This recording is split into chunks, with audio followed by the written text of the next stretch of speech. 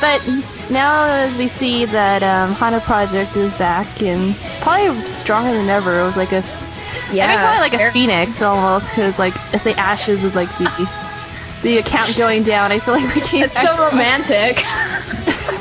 No, it's the only way I can describe it. Yeah, we definitely did rise up. Like after we reestablished our account, I was so scared that like we had something like 75 subscribers before it went down, which was a big deal at the time for a dub group to have that many subscribers. It's not as much anymore now that there are more people around, but like that was a huge deal, and it was especially a huge deal for us.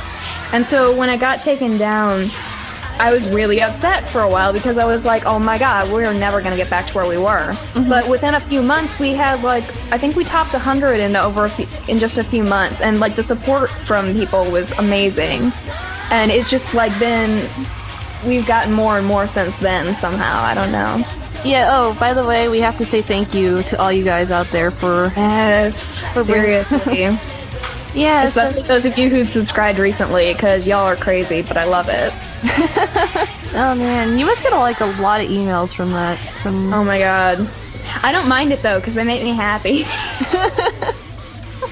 Keep subscribing, keep giving me emails. I don't care if my phone goes off in class. It makes me happy. It's okay. Well, you know, with all this popularity, I mean, I have to ask, like, starting from the beginning, like, what was kind of your goal? I mean, man, I suck at wording this. I told you I would figure out how to word it, but I still haven't figured out how to word it. But, like, what were you, like, what was going through your mind when you decided that you wanted to make your own dubbing group?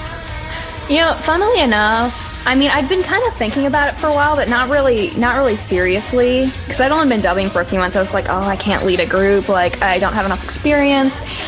And then one night, I was like, you know what, I should just do it, and I did. I asked Sudan, who's the current sub-leader, she's been with me since the beginning, like, one night, you know, I'm thinking about making this Hana Project dubbing group. And she was like, oh, well, you don't have time right now because we just started another project that we were doing for Seramu. And then the next day, she woke up and I had an audition video for her. And she was like, oh my god, you are ridiculous. So, yeah, the reason why I started it, though, or my main motivation, was because I had, even though I'd only been around for a few months, I'd been in a lot of groups. And it's not anything against those groups, because I, like, thank God that I was even in them at all to get the experience. I mean, I was not good enough to be in some of these groups, like, so thank you to anybody who dealt with me at the beginning.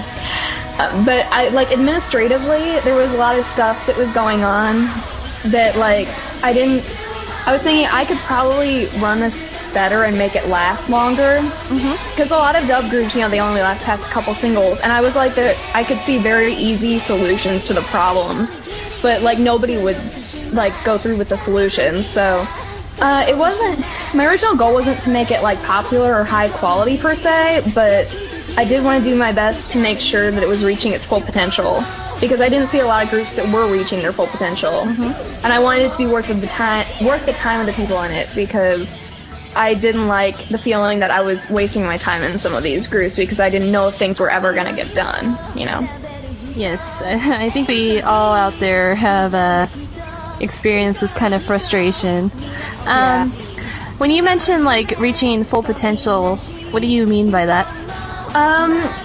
It's like, there's a lot of groups that say that they're going to be high quality, and they set out saying that they're going to do that, but saying that you want it to reach your full potential is a little bit different, because it's like, I wanted to do the best that I could with mixing it, and I wanted my singers to do the best that they could with singing. Like, if that wasn't the best on YouTube, then, you know, whatever.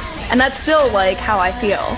You know, if it's not the best thing that I've ever produced, as long as we all did our best on it, then it's a success, because we did it to the best of our potential, even if it's not like the most amazing thing that's ever graced dubbing. Alright, thank you. That's actually a great thing that you mentioned, because it kind of has like a good segue to a couple of things I wanted to ask, such as, what do you think makes Hana Project different from other projects out there? Because I know you mentioned a lot of stuff about Yeah, about how I think the biggest thing is probably that we actually get stuff done.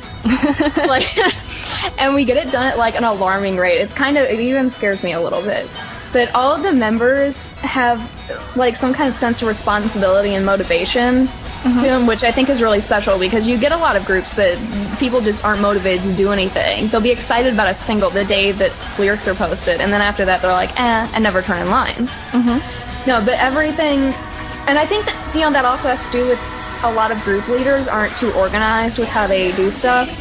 So from my side, I try to keep everything as organized as possible, and then I expect in return for there to be responsibility on the part of my members. And when all that comes together, I think like we get stuff done. That's the secret formula to it. We've always released a lot of stuff. Like we started off with doing 4 songs a month with 6 people, one group, which was a lot for us at the time. And now we do like triple that a month. And I think also another thing to note is that the quality is pretty, I won't say it's like amazing, but it's pretty like consistent throughout. It's like it doesn't suffer because we're releasing so much, because we're not rushing through things so much as we're just like devoted to doing them. So the devotion is what helps it get done and get done at a good quality. Yay. Yay. Sorry, I'm really verbose. No, it's okay. This is good because I feel like, I'm sure people want to hear some of the things that kind of go on behind the scenes of what we do. Either that or they're like, shut the hell up. So do you think that's what makes Hana Project so successful? Is all the things that you mentioned?